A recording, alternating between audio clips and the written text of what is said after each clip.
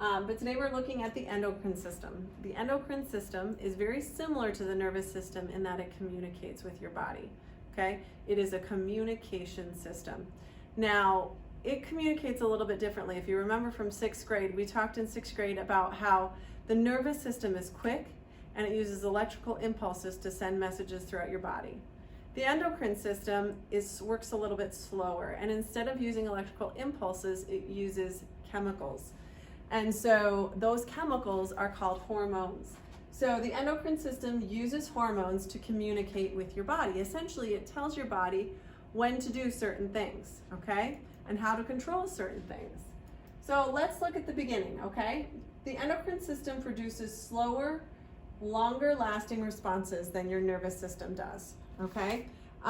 You'll notice I skipped over that part about the last pair of cells, chromosomes. Don't worry about that for now, okay? And it uses, the other thing you need to know is that the endocrine system makes use of what we call hormones.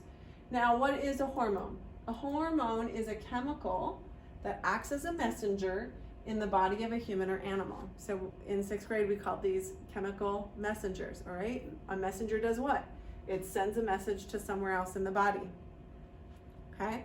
So guys and girls both have an endocrine system, but the endocrine systems are gonna look a little different with a girl and with a boy, okay? And they're gonna develop different chemicals or hormones that they will use. Now, the majority of the hormones are the same, right? But there are particular ones that are going to be a little bit different. So let's look at what those are. The first is the hypothalamus. Now, if you remember, again from 6th grade, we learned that the hypothalamus is actually a part of your brain, okay? Your hypothalamus is in your brain, and your hypothalamus, so therefore, because it's in your brain, is a part of your nervous system. But it works directly with your pituitary gland, which is a part of the endocrine system. And so the hypothalamus is one of those organs that is a part of two systems. It's a part of your nervous system and is a part of your endocrine system. So it is the link that connects your nervous and your endocrine systems. The pituitary gland, this is what we call the master gland. It is the most important gland because it essentially controls all the other glands and tells all the other glands what to do. So when you start to reach puberty, which we're going to talk about in a second, that is controlled by your pituitary gland telling your body, hey, it's time to start puberty. It's time to start producing these hormones. Now you'll notice, you probably notice, not everyone goes through puberty at the same time. And that is because everyone's pituitary gland starts doing this at a different time, okay? It's not something you can control. The pituitary gland also produces the growth hormone. So this is the hormone that allows you to grow, okay? And in 6th grade, we talked about giantism and dwarfism and how those are controlled by your pituitary gland. But we're not going to get into those today. All right, next up is your thyroid. Your thyroid is kind of a funny little butterfly-shaped organ, okay, with your parathyroids on the back, okay? I took this down the other day, but essentially he would go right about here on your body, okay? And your thyroid is kind of like up here in your neck area, I should say, okay? It controls your metabolism, and it helps to regulate how quickly you burn energy, okay? And if you want to look at each of these in a little bit more detail, you can look at page 353 in your textbook, which you should be doing, and it will kind of go over those with you again. Next up is, okay, that's not where I want you, a little thingy-mabobber. Your pancreas, okay? Your pancreas produces insulin and glycagon. Now remember, your pancreas is over here, right? It essentially helps you to regulate how much blood sugar you have in your body, okay? And these two work together hand in hand. So if you need more blood sugar, then, your insulin will be high and your glycagon will kick in. And so they work hand in hand, okay? Then you've got adrenal glands. Remember we learned about the kidneys in our urinary system? On top of your kidneys are these two glands, and you can see them on page 353. And they essentially, what they do is they control your fight or flight response. So they control how much adrenaline you have. So if you get into a scary situation, they are either going to tell you to fight that scary situation or to book it on out of there. And so it's like this shock of energy that you get telling you what to do, that helps you to determine what to do. This is where the glands start to separate. So all the other ones, both boys and girls have. These next ones are the sex hormones, and they are controlled by either the ovaries in women or the testes in men. And so these are going to release different hormones depending on what you are. So if you're a woman, you are going to release estrogen. And if you are a male, you are going to have testosterone that is released. Okay, this next part about feedback, I'm not going to have you get too much into. There's this fun video here you can watch if you want. It just kind of helps go through the different glands so you can remember them.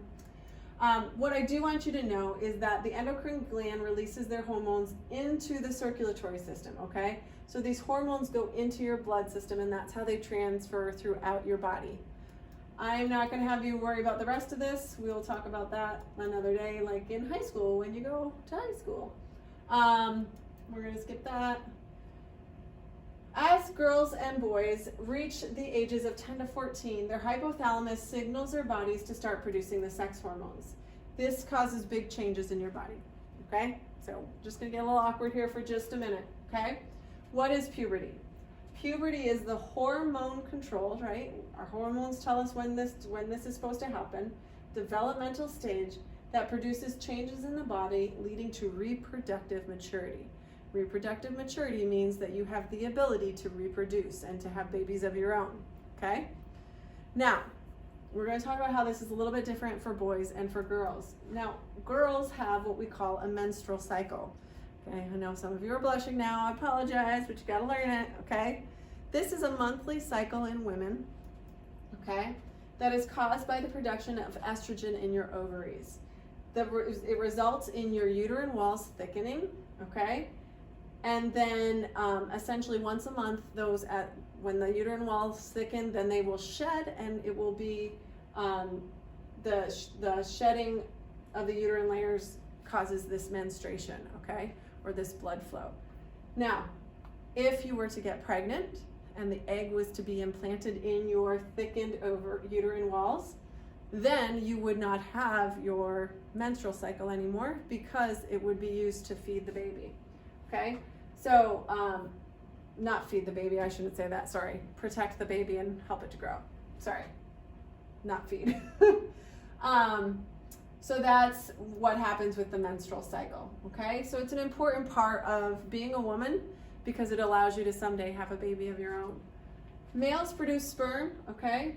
And the females produce an egg or an ovum, okay? So once a month, the egg or the ovum is released. If it's not fertilized, it won't implant, and that's when your uterine lining will shed and you will have your menstrual cycle, okay? The process of you producing this egg is called ovulation, and it's a positive feedback process, which you don't need to worry about, okay? Here's the deal, guys.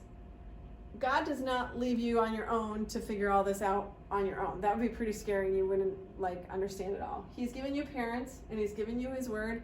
So if you have questions, talk to your parents, talk to me. I'm happy to answer any questions you might have. But our world is dark and confusing, but it doesn't have to be, right? You can ask for information from people that you trust and people who love you, and we can help you understand this process a little bit better if you need that, okay? So talk to your parents if you are struggling with any of that. But this whole endocrine system is a really important part in creating you and allowing you to become the mature woman or man that God wants you to be. And so it's a really important part of who you are and how God's designed you. So anyways, I love you guys. Last lesson done, okay? If you have any questions about this or anything else, you know where to reach me. I hope you guys have a fantastic summer. I'm looking forward to Zooming with you later and hearing about your summer plans, which probably involve a lot of sitting around the house. Hopefully they'll start opening things up. So anyways, I love you guys and I will talk to you soon.